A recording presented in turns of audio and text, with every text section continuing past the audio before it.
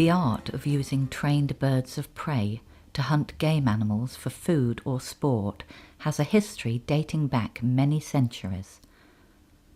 Falconry was widely practiced in Mongolia at least 3,000 years ago, and some historians believe the sport might have originated in Iran as many as 10,000 years ago. The Romans probably brought falconry to Europe. In Britain, the Saxons are known to have hunted with hawks and falcons during the 9th century. Falconry was a pursuit of the privileged, and the 15th century Book of St. Albans listed the birds of prey that members of the nobility were allowed to fly.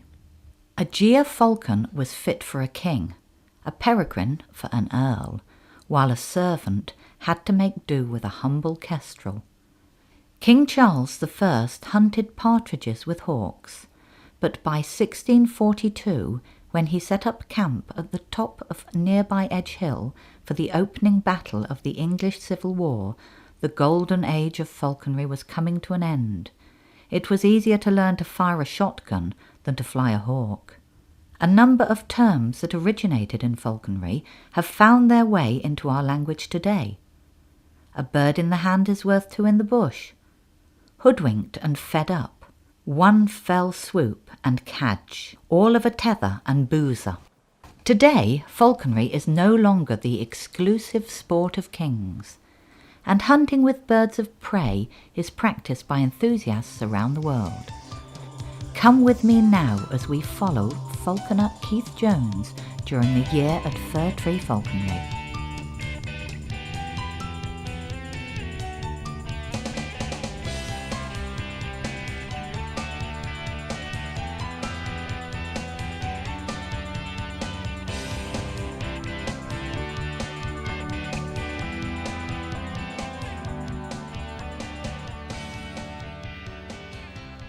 Fir Tree Falconry Centre is based near the village of Warmington, on the edge of the Cotswolds, a few miles from Banbury. The area is rich with history. The Romans had a camp here, and 2 English Civil War battles were fought nearby. These days, the only battle taking place is to see who can catch the biggest carp at the Fir Tree Farm Lake.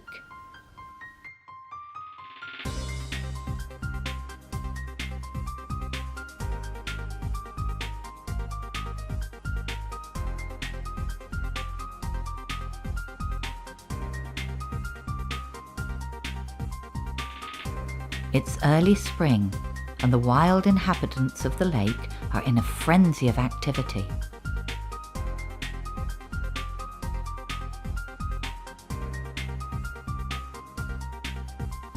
Frogs have come out of hibernation and are wrestling to secure a mate in the chill waters.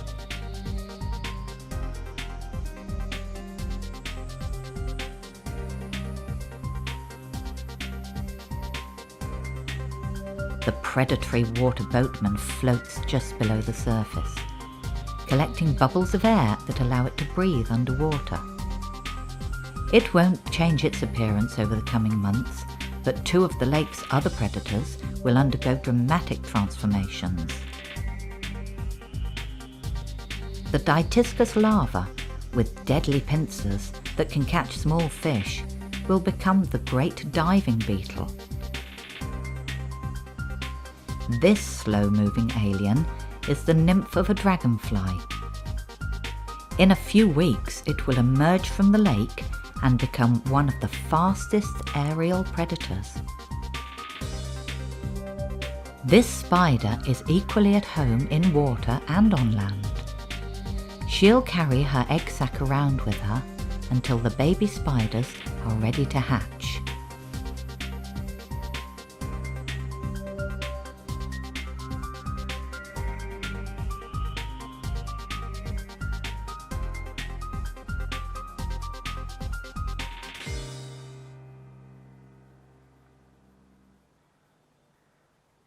The spring has brought new life to Fir Tree Falconry Centre too. There's an animal that falconers rely on when out hawking for rabbits, and a new litter has just been born.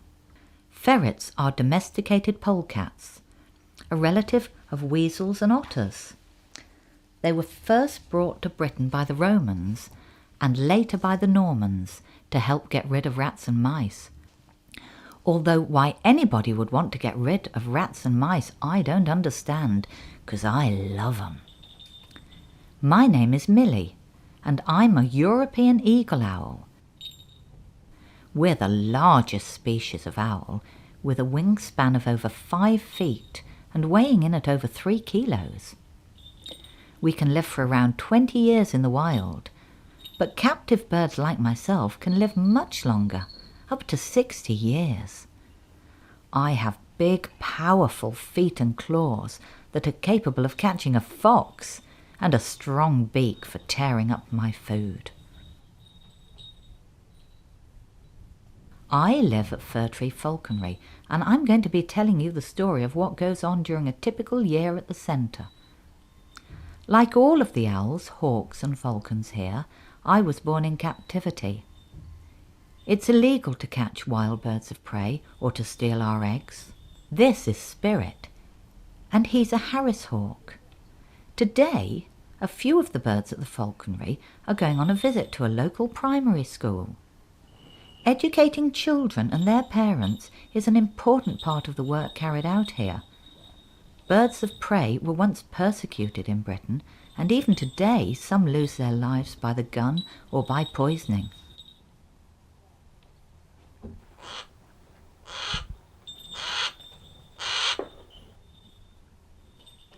Falconry Falconry was established by Keith Jones. While he's busy preparing the birds for the school visit, I'll tell you something about what makes us birds of prey special.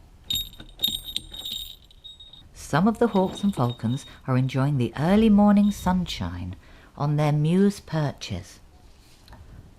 The word mews comes from the French word for moulting and referred to the place where birds of prey were housed.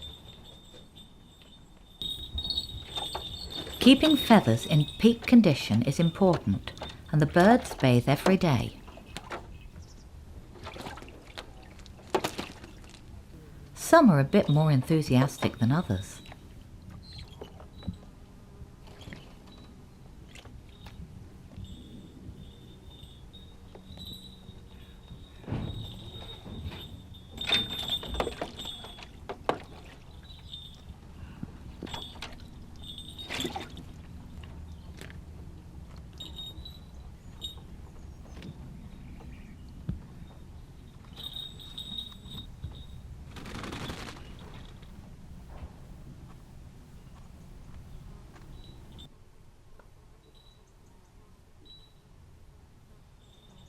These might look like my ears, but in fact they're tufts and are used for display. My ear openings are actually on the side of my head, one slightly above the other, and my hearing is so sensitive that I can hear the heartbeat of my prey. The feathers that form a disc around my face help to direct sound waves to my ears. All owls, hawks and falcons have large eyes for spotting our prey at great distances, and we can see much better than people. Owl eyes are especially well developed to see in low light, because most of us hunt at night. The part of our eye inside our skull is not rounded like humans, but more like an elongated tube. Because of this, we can't move our eyes around like you do. We can only see straight ahead. And if we want to move our eyes, we have to move our whole head. Our necks are very flexible, and we have twice as many vertebrae as a human. The owl you are most likely to see in the countryside is the barn owl. It patrols ghost-like along grass verges, looking for the small rodents on which it feeds. Soft feathers ensure a silent flight, and that the owl isn't heard as it approaches its prey.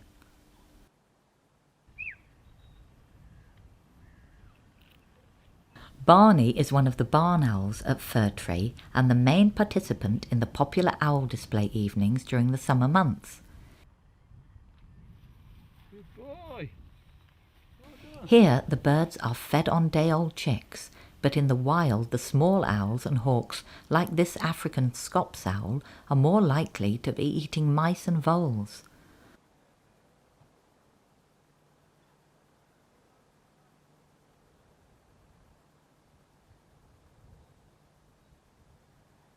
The rodents are swallowed whole, but fur and bones are indigestible, and after a few hours the owl casts up a pellet of compacted remains. These pellets can often be found below owl roosting places, in barns or trees. We can dissect these pellets to investigate what animals the owls have been feeding on. Put the pellet in a waterproof container and pour on some warm water. Leave for half an hour and voila, owl pellet soup. Now comes the fun part, separating the tiny bones from the fur.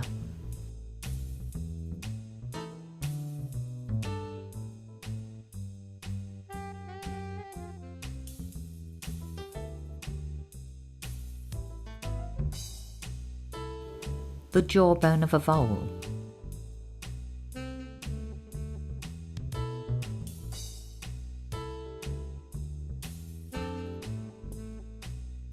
This pellet contains the remains of 2 voles and a shrew.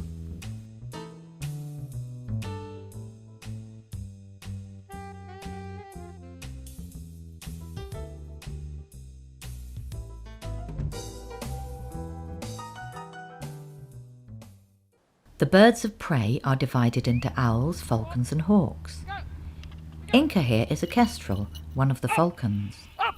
The kestrel was once known as a wind hover for its skill of remaining stationary in the slightest breeze, ready to swoop down on its prey. Today, though, Inca has other things on his mind. He just loves a dust bath. Dusting is thought to get rid of any parasites that might be lurking in the bird's feathers. A quick wash and brush up and it's back to the serious business of flying. Falcons can be identified by their narrow wings with pointed tips. These birds are built for speed. Keith has thrown down a lure, an artificial quarry with a piece of meat attached, which is used to train birds of prey. Unlike most owls, falcons and hawks tear up their food into bite-sized pieces rather than swallow it whole. The hawks, like this red-tailed buzzard, have much broader wings with rounded tips. These birds are designed for sustained soaring flight at a great height. The common buzzard has increased its numbers dramatically in Britain over the last few years. Buzzards soar high above the countryside, climbing on thermals just like a glider. Back at Fir Tree Lodge, Storm, the Gia falcon, is waiting to be hooded for the journey to Byfield School. Hoods are an essential part of falconry, and each bird has its own headgear. Some are very ornate, with finely tooled leatherwork and enhanced with feathered plumes. Hoods serve a dual purpose. A hooded bird remains quiet and is not frightened by unusual sights or sound, and placing a hood over the falcon's head allows the falconer to recover the captured prey from the bird's talons.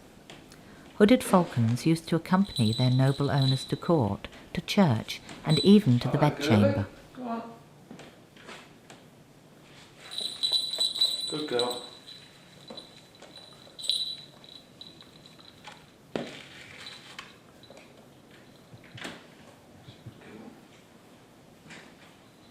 An experienced falconer like Keith can hood a bird in just a few seconds.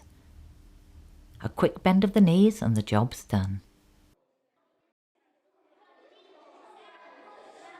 The first demonstration of the year, teaching a class of very enthusiastic primary school children a little about falconry. Right. Now we've got the largest owl to see in the world, like I said. We're going to look at these fellas first. It's not in that box. Now there's not an owl in there. Now personally I wouldn't put my hand in there. But if anybody wants to volunteer or... Oh, there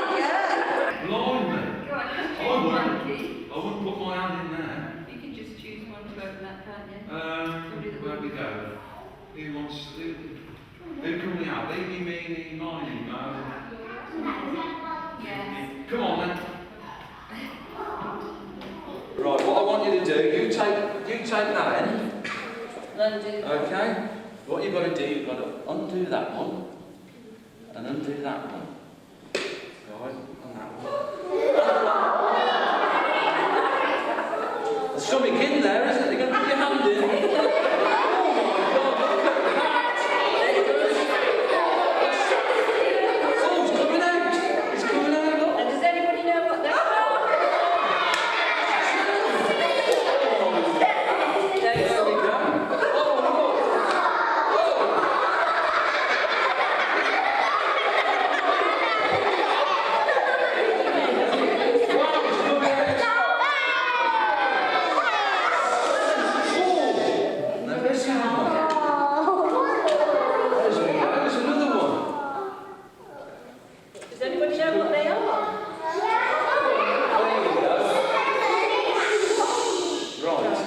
Anybody tell me what they are? Are they ferrets or meerkats? No, they're not meerkats. They're ferrets. That's right. Yeah. Well, they're not true ferrets because they're actually part polecat. Because I actually bred these last year. Now that's the mummy ferret. Okay, which is called a Jill, and that's daddy ferret that's called a Hob, and the baby ferrets are called kits. Sorry, the male was called a Hob. H-O-B. Okay, and he's a lot bigger, as you can see. Now we call this one Panda because he's actually got a face like a panda. He's so big, and that's his mum. Would you believe? But ferrets don't. If you train them properly, they won't bother you. What you've got to do when they're baby kits, you've got to handle them a lot and actually put milk and egg yolk on the end of your fingers and actually let them lick them, get used to it. And always handle them. You do anything with these. No. Anything. Absolutely fantastic. Right, can anybody tell me what this owl is? An eagle owl, well done. This is a European eagle owl. There's not many in this country anymore. They live in Asia, Northern Europe, Sweden, all around that area. Notice the feet, how powerful they are. See how big the talons are? Because they could actually catch a fox. They're really huge owl. And notice the eyes. Now, can anybody tell me where the ears are on this? On the top of the head? No. No, they're still in the side of the head. These are actually tufts. They're for display purposes only. They've still got the ears to the side. Oh, nasty, nasty. Okay, so what I'll try and do, I'll just tilt her a little bit and see if we can just show her wingspan a little bit. You're going to say hello, Millie? Is she lovely?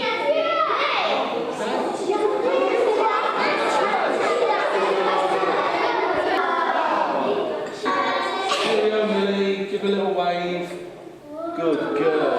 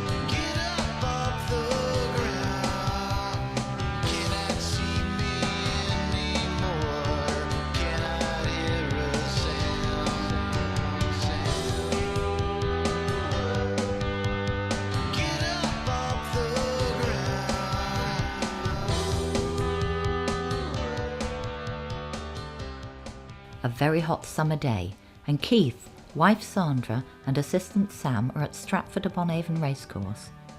Stratford is a regular summer venue for the Falconry static displays. But before the crowds arrive, the shaded pens and the sales marquee need to be erected.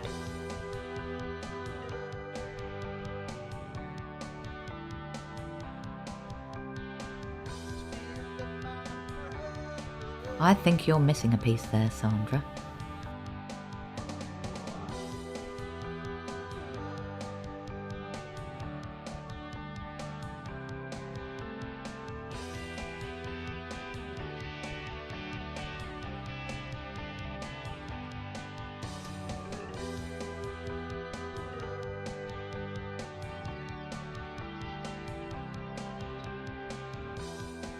Hello, that's a very unusual looking owl.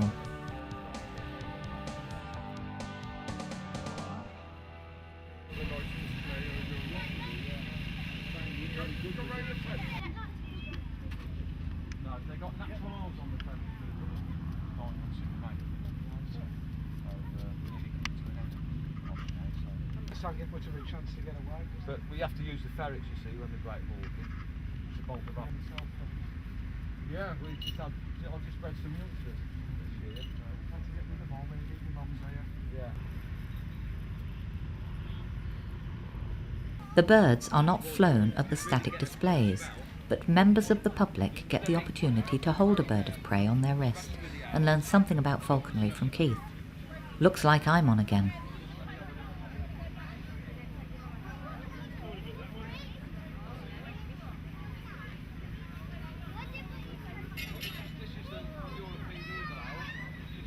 Notice that a falcon's glove is traditionally worn on the left hand. In earlier centuries, this would have left his right hand free to wield a sword or control his horse. These days, though, the right hand is free to hold a pint of beer. Now with the owls, like I said before, close up they can't see. Owls have got binocular vision. The running looks good to firm today. Think I might have a flutter on the next race.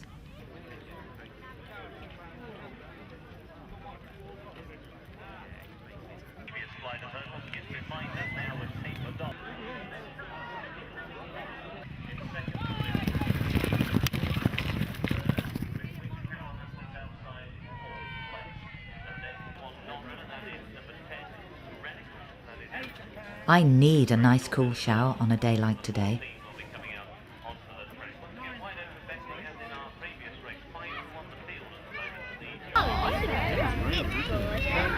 There we go, that's Barney, isn't it? Oh, I bet he'd like some of your ice cream.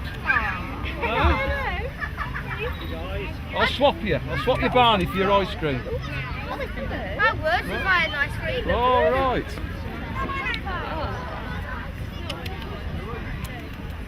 Daddy, Would you like to hold Millie?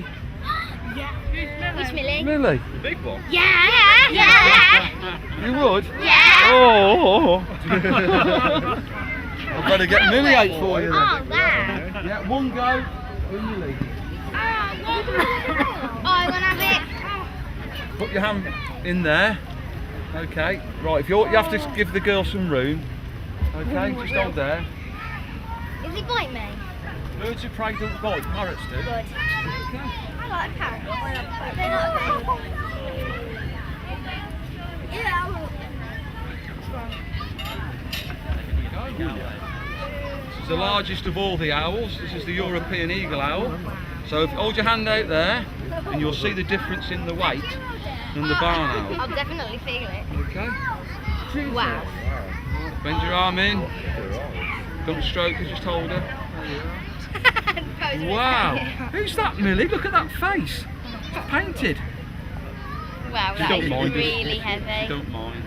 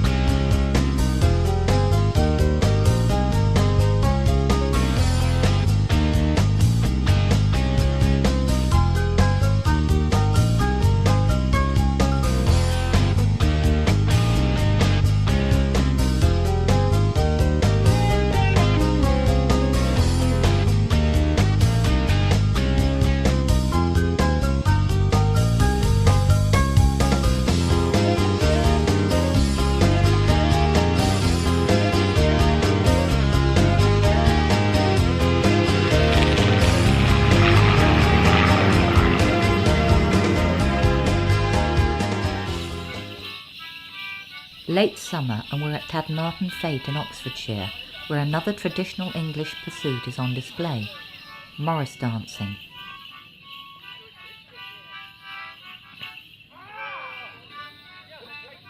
Are those owls on their costumes?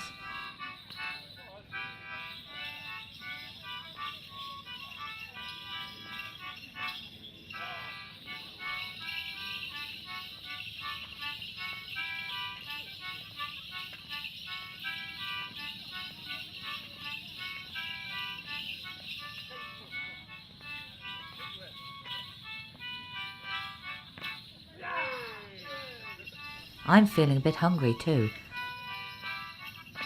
Don't think I can eat that though.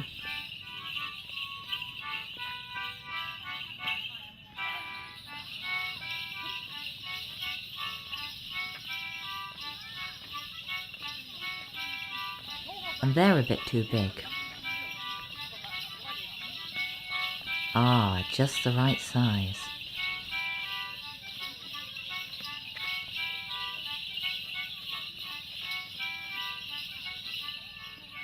Inca's getting into the swing of things, but I can't say the music does much for me. Give me the Eagles any day.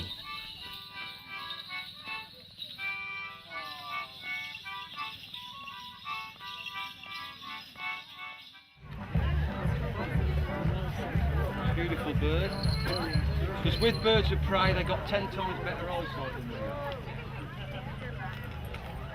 Always looking.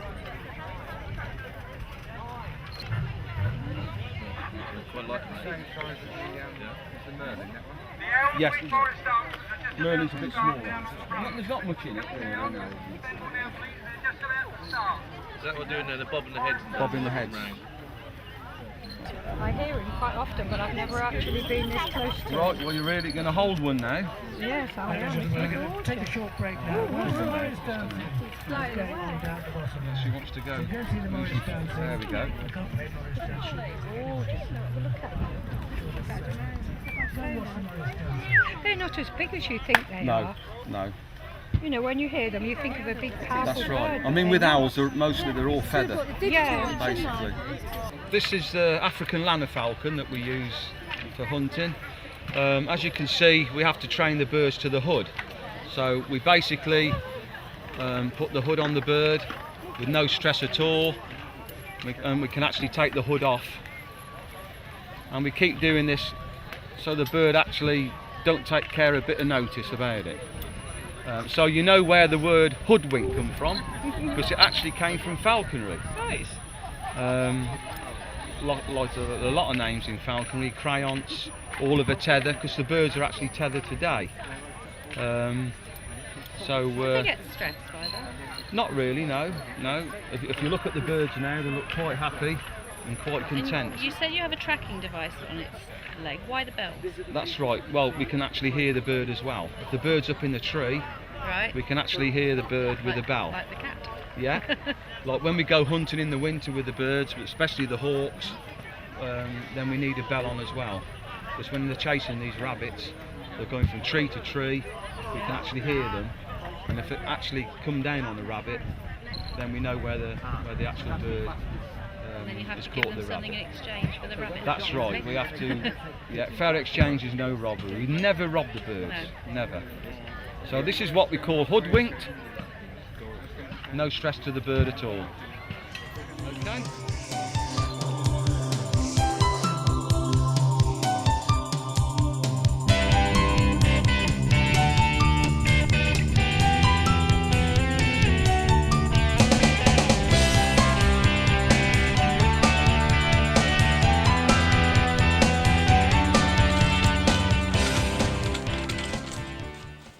Well, here we are at Fir Tree Falconry. We're actually going out on a hawking day today. We've got two little fellas here that we're going to use because we need something basically to bolt out the rabbits. So first of all, the main thing with the ferrets is putting the collar on, which we've got a tracking device that we use. I'll explain that to you here. You can actually hear that, and we can actually find where the ferret is underground. First of all, I'm going to take the ferret out. Now this is a male ferret which we call a hob. This is what we use for the hawking day, and I'm going to put the collar on. We just put the collar on down here. No stress to the animal at all, but we do actually need these when we go out hawking, because there's nothing worse than waiting over a hole for a ferret for an hour or so. So this is the hob. We call him Big Boy, by the way. So I'm actually going to put him back. He's all set up. I'll put him back in the box. Now the next fella, in fact it's a Jill, which is a female ferret, and this is crossed with a polecat. Notice the colour, a lot darker, and I bred her myself last year. And the main important thing as well with these ferrets and polecats basically is to get the hawk actually used to them, because you don't want any dead ferrets about. So we'll just actually put the collar on again. I'll just put the collar back on. There we go. Bit fiddly, but so as I said before, no stress to the animal at all. They're actually working ferrets, these, and we use them 3 or 4 days a week on our hawking days when we take people out. So actually I'm going to put the polecat ferret cross back, which we're going to use today, and there we go. So basically that's the carrying box we use, and the next thing I'm going to do is get the hawks in now, and we're actually going to weigh the hawks.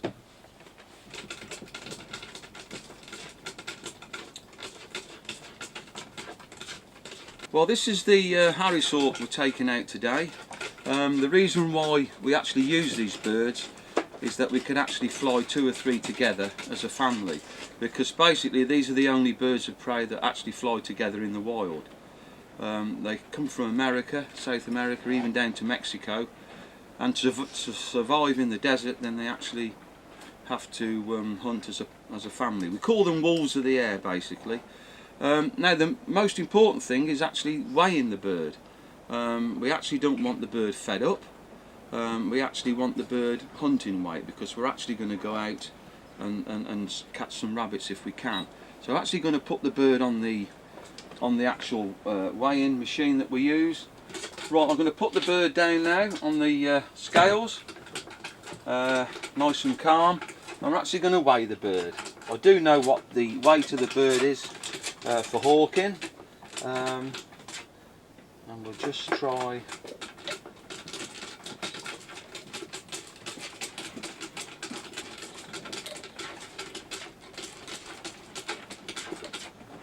The actual weight of the bird is 1 pound 8 ounces, which is about right flying this bird over the years. So I'm actually going to take the bird off the scales now.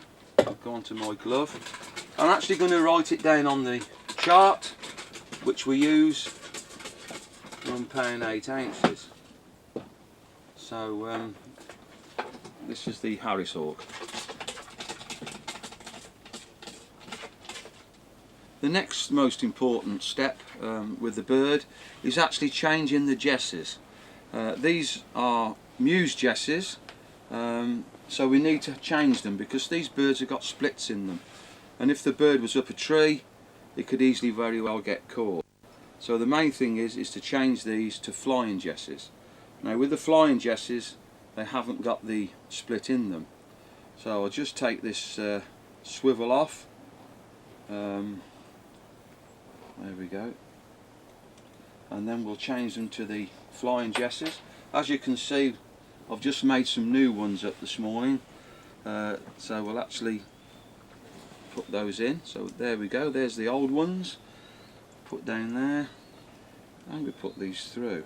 There's one on, and then we'll just take the other one off. Okay, boy, there we go. Alright, steady. There we go, we'll just put the other one on. There we are. And the bird now is actually ready for a flight. As you can see, the jesses, no splits. So we're off out on a hawking day. and give them a nice fly. A hawking day is one of the most popular attractions at Fir Tree Falconry.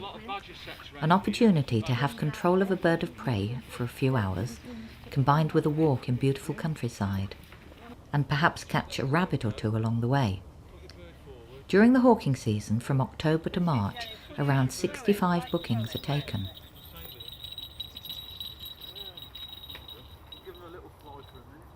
The Harris hawk from the southwestern deserts of the USA is regarded as the ideal hawking bird by falconers. Some birds of prey can be temperamental, but the Harris hawk is very laid back. This agile hawk can catch anything from a pheasant or partridge to a rabbit or squirrel, or even a snake. While most birds of prey are solitary hunters, in the wild, Harris hawks hunt together in groups of 2 to 6 birds. Good boy.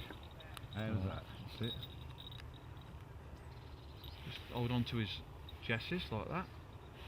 Okay. First, though, the rabbits need to be flushed from their underground retreats, and to do that we need to put a ferret into the warren. No, because I got the other one. I was just going to get this little fella out. Come on, good girl. I'm just going to get her out now. Okay. Just going to put the ferret down.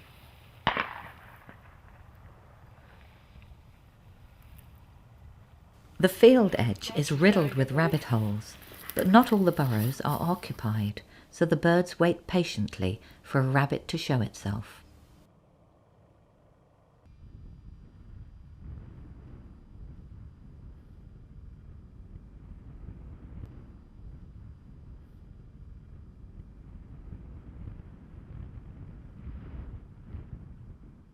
Oh, go on!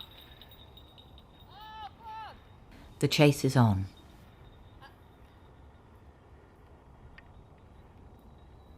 Ho! Ho! Ho! Ho! This time the rabbit eludes the birds and escapes. Yeah. Oh. Come on!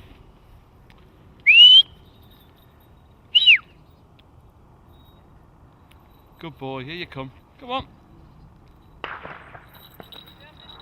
They get a reward anyway.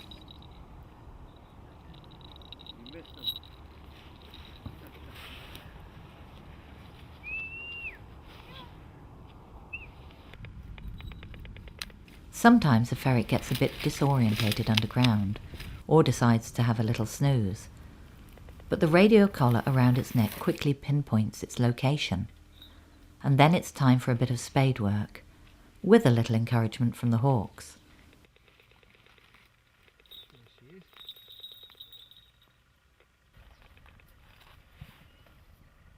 She's only just there.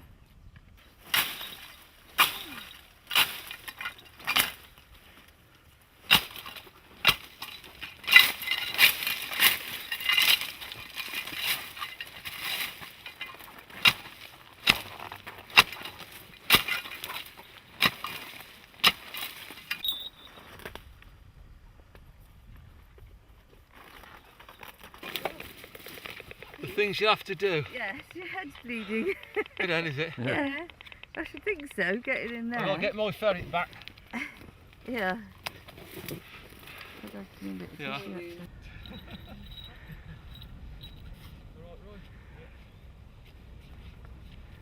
There's not only stunning views and rabbits to be seen on a day's hawking.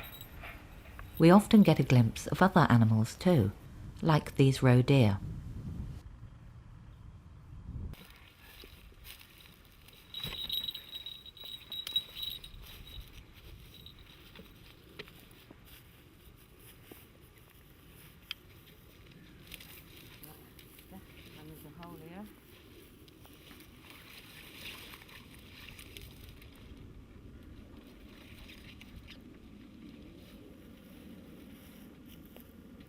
Ferret's down.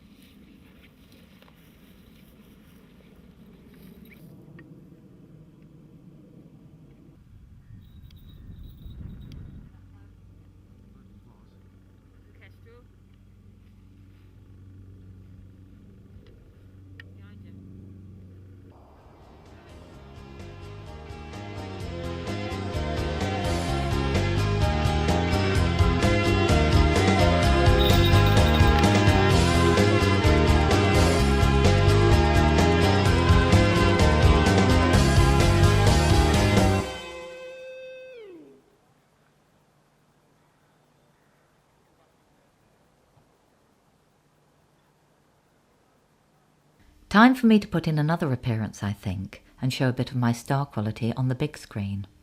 Well, blue screen anyway. Today we're at the studios of Animals on Blue, a production company specialising in filming animals performing in front of specially coloured backgrounds.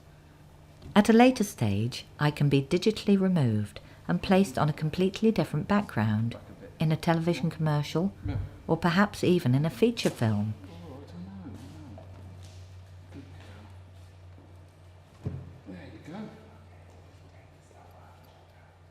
Move over, Hedwig. I'm bigger than you. Well, a girl can dream, can't she? Really nice. Just leave it on the bar, let it go for it. Go, really? Yes, that's good. That's good. That's exactly what I want. That's it. That's it. But leave it there, leave it behind, and wriggle it around and leave it there. Should we go for it? That's it. That's exactly what I want. Let her have it. Okay, good. Okay. Good girl. Oh, wow. Wow. Right, you can go now. Are you ready? Yes. Yes, I'm ready. Okay, put it in. Ho! Ho! Fantastic. Oh, that's not easy. Well, try! What a beautiful thing. Try! Ooh, should have that. Good boy. Good boy. Well done. That would have been nice to. Oh, that was bloody snatch and grab, wasn't it? Okay, I tell you what it looks like, if one of you stands there and you call it from there and it flies past the camera, that would be really nice. It's going to go for it. Ho! How easy is that? That's good. Yeah, I've got it. You can go home now. Oh, lovely. You're fascinated by it, aren't you? See, she's quite happy to just stay up. Look. Oh, you won't move with that. He's used. That's where his food. Come in the light. There you go. Stand there and look pretty. He deserves that. Barney! Okay. Oh, Perfect. Got it. no. Yeah, no, got it. I wasn't ready then. That's it. That's filming animals. And again. That's And again. exactly what it's all about.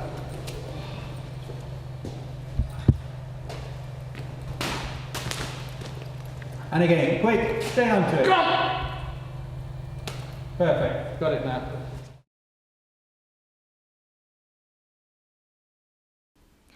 We've come to the end of this brief look at some of the activities at Fir-tree Falconry. I hope you'll come and visit us again soon, perhaps to experience an owl evening or a very special birthday party, or maybe a day out hunting with the Harris Hawks. And now I must fly.